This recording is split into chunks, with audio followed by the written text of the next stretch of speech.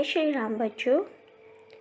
तो बच्चों, आज हमने जो कविता पढ़ी जिसका नाम है हम नन्हे नन्हे बच्चे हैं, इस कविता का हम होमवर्क देख लेते हैं कि हमें होमवर्क में क्या करना है और किस तरह से करना है। तो चलिए हम शुरू करते हैं। सबसे पहले आपको इस कविता को आपकी हिंदी की नोटबुक में पूरी कविता को 1 टाइम अच्छे से लिखना है और इस कविता को याद भी करना है। फिर इसके शब्दार्थ जो आपकी हिंदी परिवेश टेक्स्ट बुक में पेज नंबर 10 में दिए हुए हैं और उसी के नीचे श्रुतलेख, ये दोनों आपको हिंदी की नोटबुक में 1 टाइम लिखना है। फिर इसके मौखिक और लिखित प्रश्नोत्तर भी दिए हुए हैं। तो मौखिक के 4 है और लिखित के 5 क्वेश्चन आंसर्स है। इन क्वेश्चंस को हमें हिंदी की नोटबुक में लिखना है। तो चलिए पहले हम मौखिक प्रश्न पढ़ते हैं और उसका आंसर समझते हैं। पहला है मौखिक में, बच्चे किसकी ध्वजा उड़ाने की बात कह रहे हैं। तो बच्चे किसकी ध्वजा उड़ाने की बात कह रहे हैं? भारत की ध्वजा, है ना। तो आंसर, बच्चे भारत की ध्वजा उड़ाने की बात कह रहे हैं। फिर दूसरा प्रश्न है, कविता में किसकी जय बोलने की बात की जा रही है। तो उत्तर आएगा, भारत माता की जय बोलने की बात की जा रही है। फिर प्रश्न नंबर 3, यह कविता किसने लिखी है। तो कविता शुरू करने से पहले ही मैंने आपको बताया था कि इस कविता के कवि कौन है, सोहनलाल द्विवेदी जी, है ना।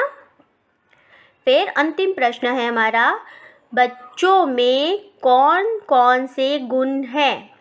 बच्चों में कौन कौन सी गुण है। बच्चे बता रहे थे कि हम क्या क्या कर रहे हैं। बच्चों में देश प्रेम, दृढ़ता, ताकत, हिम्मत और निडरता, है ना। ये सारे गुण हैं। उनमें ताकत भी है, हिम्मत भी है, निडर है, मतलब वो डरते नहीं है और उनने दृढ़ संकल्प ले लिया है कि हम अपना कार्य पूरी ईमानदारी से करेंगे, और देश प्रेम की भावना भी बच्चों में है।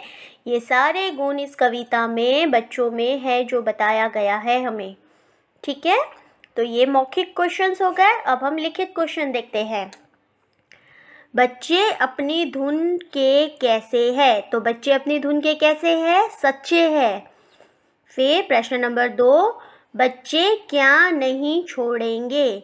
तो बच्चे क्या नहीं छोड़ेंगे? बच्चे अपना पथ कभी नहीं छोड़ेंगे, मतलब उन जो रास्ता, पथ यानी रास्ता, उन्होंने जो रास्ता अपनाया है वो कभी भी वो नहीं छोड़ेंगे। फिर नेक्स्ट है, बच्चे किससे नाता जोड़ने के लिए कह रहे हैं। तो उत्तर आएगा, बच्चे हिम्मत से नाता जोड़ने के लिए कह रहे हैं। फिर उम्र में छोटे होने पर भी ये बच्चे कैसे हैं। तो उत्तर है, उम्र मतलब एज में, उम्र में छोटे होने पर भी बच्चे धुन के सच्चे, हिम्मत वाले और कैसे है, ताकतवर है। ठीक है। फिर कविता की वे पंक्तियाँ लिखिए जिनमें बच्चों ने हिमगिरी पर चढ़ जाने की बात की है। तो हमें इस कविता में वो पंक्तियाँ लिखनी हैं जिसमें बच्चों ने क्या कहा है कि वो हिमगिरी पर चढ़ जाएंगे। हिमगिरी मतलब हिमालय पर्वत पर। तो कौन सी वो 2 पंक्तियाँ हैं?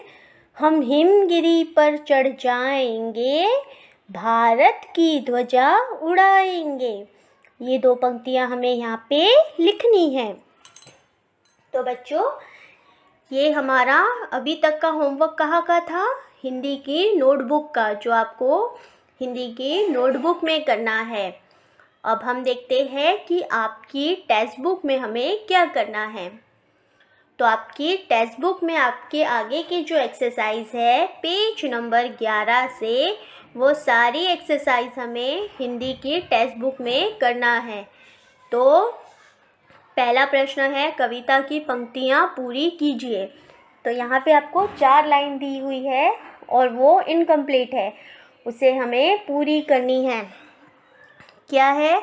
हम भय, फिर भय के आगे डैश, तो क्या आएगा? हम भय से कभी न डोलेंगे, अपनी ताकत को तोलेंगे, जननी की जय जय बोलेंगे, अपना सिर भेंट चढ़ाएंगे, भारत की ध्वजा उड़ाएंगे।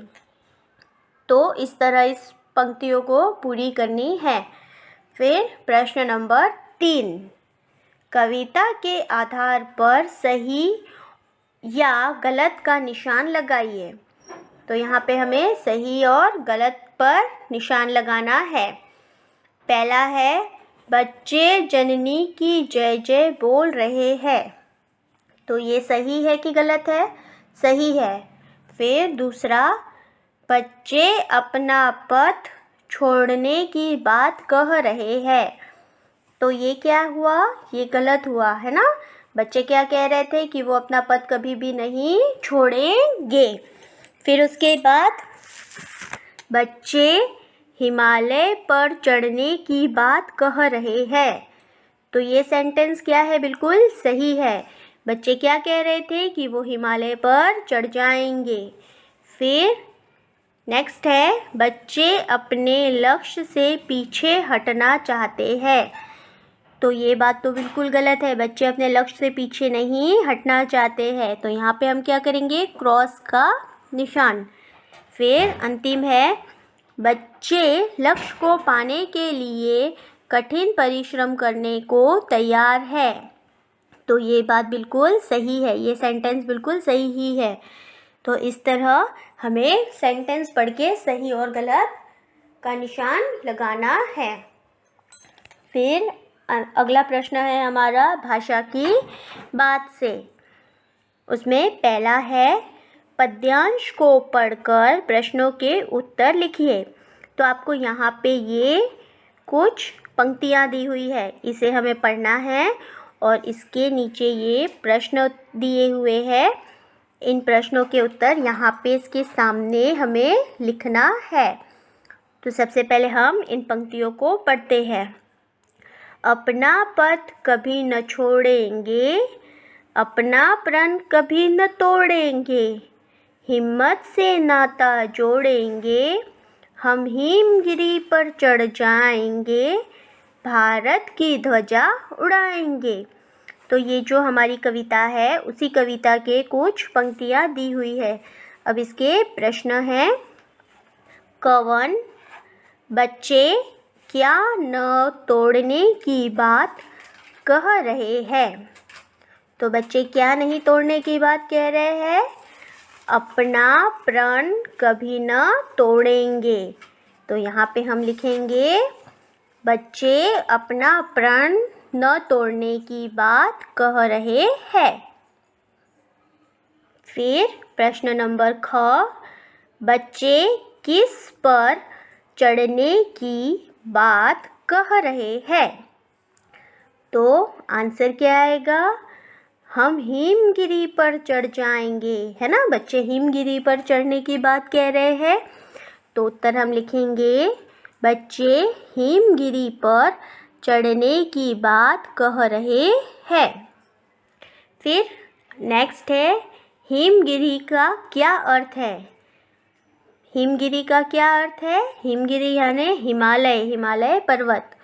तो यहाँ पे हम लिखेंगे हिमालय। ठीक है, इस तरह ये हमारा प्रश्न नंबर 1 कंप्लीट होता है। अब प्रश्न नंबर 2, शब्द युग्म का अर्थ है जोड़ा। तो यहाँ पे हमें शब्द युग्म मतलब जोड़े वाले जो शब्द है वो शब्द हमें ढूंढकर लिखना है। जो शब्द जोड़े में बोले जाते हैं उन्हें शब्द युग्म कहते हैं। तो बच्चों, जो शब्द होते हैं वो हमें जोड़े में मतलब एक ही शब्द 2 बार आते हैं, उन शब्दों को क्या कहते हैं? शब्द युग्म। तो ऐसे शब्द हमें लिखने हैं। जैसे देखिए यहाँ पे उदाहरण के लिए दिया हुआ है नन्हे नन्हे, है ना, सेम शब्द 2 बार आए हैं। तो इन सेम शब्द जो 2 बार आते हैं उन्हें क्या कहते हैं? शब्द युग्म। तो यहाँ पे हमें कितने शब्द युग्म लिखने हैं? 4। देखिए यहाँ पे दिया हुआ है आपके। अब 4 शब्द युग्म लिखिए। यहाँ पे 4 डैश दी हुई है तो हमें 4 शब्द युग्म लिखने हैं। तो पहला हम क्या लिखेंगे? जय जय, है ना। जय जय देखो 2 बार आता है। फिर हंस हंस, फिर कभी कभी, फिर धीरे धीरे।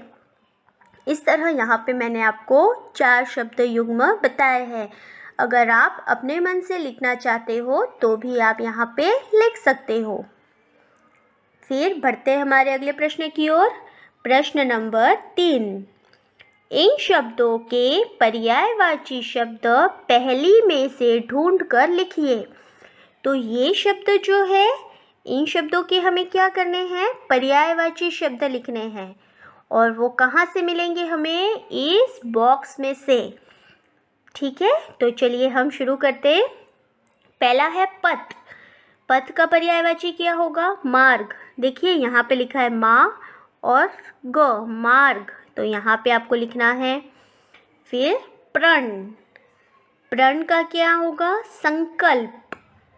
तो यहाँ पे कहाँ लिखा हुआ है संकल्प? उसी के नीचे देखिए स, क, आधा ल और प, संकल्प, है ना।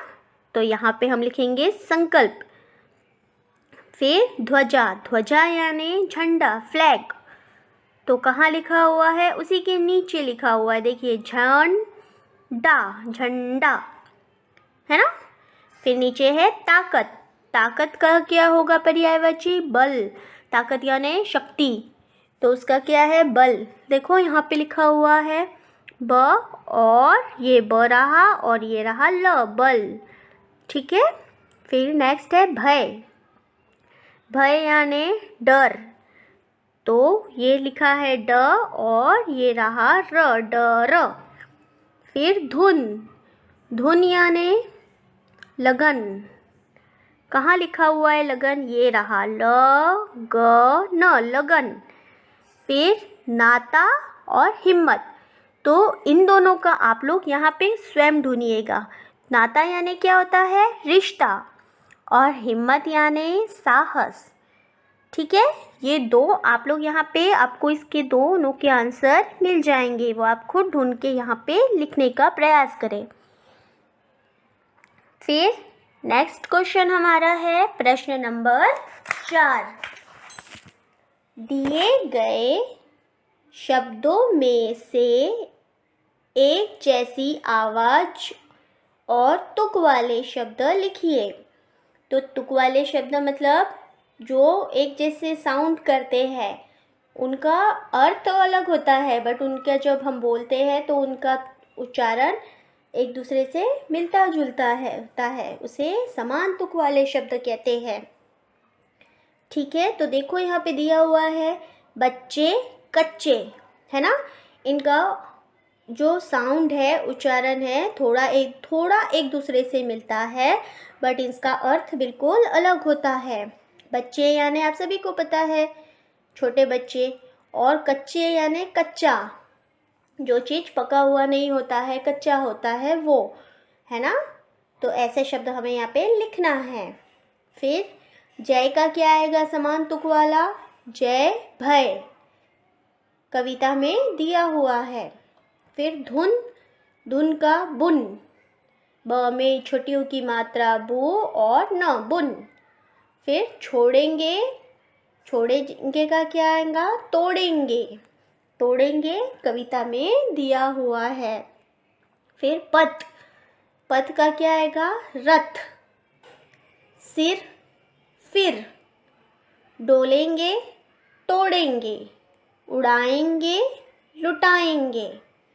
इस तरह ये समान तुक वाले शब्द हम यहाँ पे लिखेंगे। अब आपके पेज नंबर 13 पे आइए। उसमें प्रश्न नंबर 3। तो बच्चों प्रश्न नंबर जो 2 है आपको उसमें अनुच्छेद लिखना है, वो हम हमारे व्याकरण वाली कक्षा में हम उसे लिखेंगे, ठीक है। तो इससे अभी हम नहीं करेंगे, अब सीधा प्रश्न नंबर 3 करते हैं। पता कीजिए और लिखिए। तो यहाँ पे हमें कुछ क्वेश्चंस किए हुए हैं, इन क्वेश्चंस के आंसर हमें यहाँ पे लिखना है। तो पहला क्या है, भारत के राष्ट्रपति कौन है? हमारे भारत के राष्ट्रपति आप सभी को पता है कौन है? श्री रामनाथ कोविंद। कौन है? श्री रामनाथ कोविंद। ये यहाँ पे हमें लिखना है। फिर सेकंड है भारत के प्रधानमंत्री, ये भी आप सभी को पता है कौन है हमारे भारत के प्रधानमंत्री? श्री नरेंद्र मोदी जी। कौन है? श्री नरेंद्र मोदी। फिर राष्ट्रीय फूल, तो हमारा राष्ट्र का फूल कौन सा है? कमल, लोटस, लोटस है ना, तो यहाँ पे हम क्या लिखेंगे? कमल। फिर राष्ट्रीय पक्षी कौन है? मोर। और राष्ट्रीय पशु बाघ। और राष्ट्रीय खेल हॉकी, है ना। ये सारे आप सभी को पता है, तो इनके उत्तर हमें यहाँ पे लिखना है।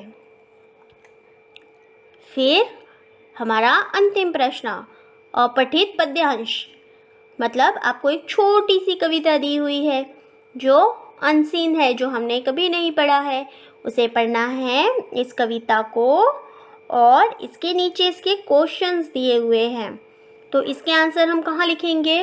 बस इसी के सामने हम लिखेंगे, ठीक है। तो चलिए हम पढ़ते हैं पहले इस कविता को।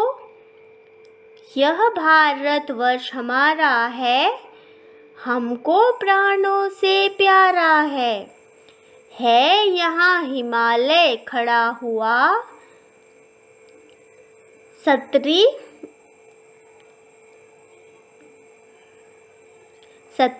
सरीखा अड़ा हुआ, गंगा की निर्मल धारा है, यह भारतवर्ष हमारा है।